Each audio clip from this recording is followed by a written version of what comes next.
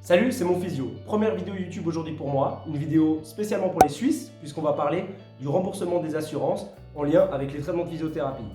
C'est parti. Ce qu'il faut déjà comprendre, c'est que la physiothérapie est un traitement remboursé, mais uniquement sur prescription médicale, ce qui nous renvoie directement au premier cas de figure, sans prescription médicale. Là, tu rentres dans un cabinet de physio, tu demandes à combien est la séance, sachant qu'il n'y a aucune règle, mais en général à Genève ça tourne entre 50 et 70 francs la séance de 30 minutes. Ça vaut 15 000 francs ça? Non, 30 000. 20 000 francs? Non, 30 000. 25 000? Non, 30 000. Allez, 27 000 avec le tam-tam. Non, fais-moi 30 000. Bon, allez, laisse tomber, fais-lui ses 30 000, c'est un con. Mais tu ne te feras jamais rembourser par ton assurance. Entrons maintenant dans les cas où l'assurance prend en charge les coûts de la physio. Il faudra d'abord déterminer, à l'aide de votre historique et du médecin, si votre pathologie ressort d'une maladie ou d'un accident. Si la problématique est considérée comme une maladie, c'est la LAMAL qui prendra en charge. C'est l'assurance que tu as sur cette petite carte. Elle tombait juste comme ça. Bref, tu n'y attendais pas. Dans ce cas-là, ton physio envoie la facture à l'assurance et eux, ils te la renvoient ou pas selon si tu as déjà passé ta franchise. Je t'ai fait un petit dessin pour expliquer ça. Donc, la franchise peut aller de 300 à 2500 francs, avec tout ce qu'il peut y avoir au mieux. Ici, pour l'exemple, j'ai mis 1000 francs. Tout ce qui est en rose, c'est les frais que tu vas payer toi à 100%, en deçà de ta franchise. Au-delà de la franchise, et pour les 700 premiers francs, tu vas payer 10% de la facture, et l'assurance 90%. Au-delà de ces 700 francs, au-delà de ta franchise, c'est l'assurance qui prend tout en charge. Pour les cas qui sont relatifs à des accidents, on distingue deux types d'accidents. Il y a les accidents professionnels et les accidents non professionnels. Pour les accidents professionnels, à partir de la première minute de travail, et même sur le chemin de ce travail, tu es assuré par l'assurance de ton employeur, l'assurance que lui a souscrit pour toi.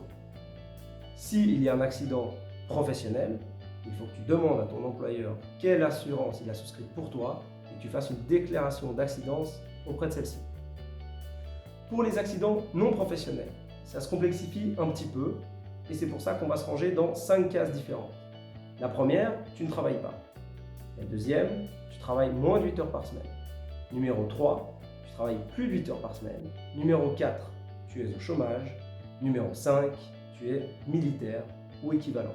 Numéro 1, tu ne travailles pas, tu as donc souscrit une assurance auprès de ton assureur et c'est vers celle-ci que tu te retournes pour faire une déclaration d'accident. Numéro 2, tu travailles moins de 8 heures par semaine et tu as un accident non professionnel. Dans ce cas-là, tu te retournes vers ton assureur accident personnel. Numéro 3, et celui-là, je veux que tu m'écoutes bien. À partir du moment où tu travailles plus de 8 heures par semaine en moyenne, tu es pris en charge pour les accidents non professionnels par l'assurance de ton employeur. Tu dois donc te retourner vers celle-ci pour déclarer ton accident. À partir du moment où tu travailles plus de 8 heures par semaine, c'est l'assurance de ton employeur qui va tout prendre en charge. Je te prends pas pour un bobet à répéter ça, mais il y a beaucoup de cas autour de moi où les gens ont payé d'eux-mêmes des frais médicaux alors que c'était à l'assurance de leur employeur de le faire. Quatrième cas de figure, tu es au chômage. Dans ce cas-là, tu as une assurance pour les accidents non professionnels auprès de la SUVA à partir du moment où toutes les conditions sont remplies pour que tu touches les indemnités chômage. Et cela prend fin 31 jours après la fin de ces indemnités chômage. Cinquième possibilité, tu es militaire, à la protection civile ou en service civil. Dans ce cas-là, tous les accidents qui t'arrivent pendant le service, sur les trajets aller et retour ou durant tes congés, sont pris en charge par l'assurance militaire. Dans tous les cas où il y a un accident, il va falloir remplir une déclaration d'accident. Et si tu as envie que ton physio il t'aime bien, amène le numéro de sinistre qui est relatif à ton accident dès la première séance.